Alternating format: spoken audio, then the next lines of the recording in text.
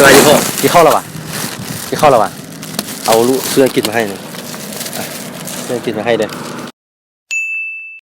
กราบสบายดีพ่อแม่พี่น้องเมื่อสุขคนเนาะมื้อนี้อยู่กับช่องตูบี้แชนแนลเนาะมื้อนี้ก็จะมาเฮ็ดคลิปเอากินไปให้คนข้างๆเนาะเดี๋ยวเราไปซื้อกินกันเลยเนาะ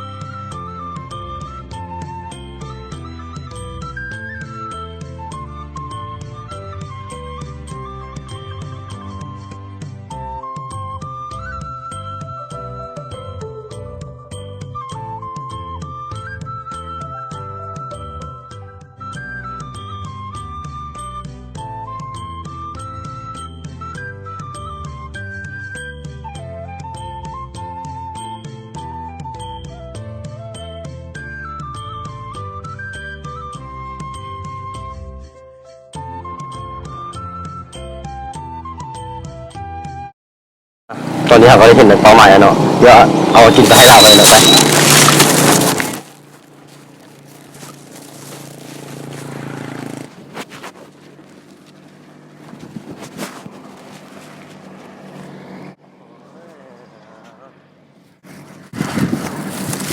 สวัสดีพ่อกินข้าวแล้ววะ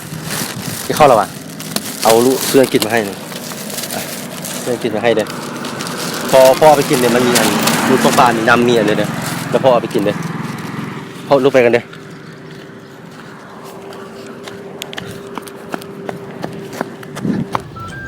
สำหรับคลิปนี้ก็มีเพียงเท่านี้เนาะเราก็เป็นคนที่บ่มักเว้ามักว่าปานใดเนาะ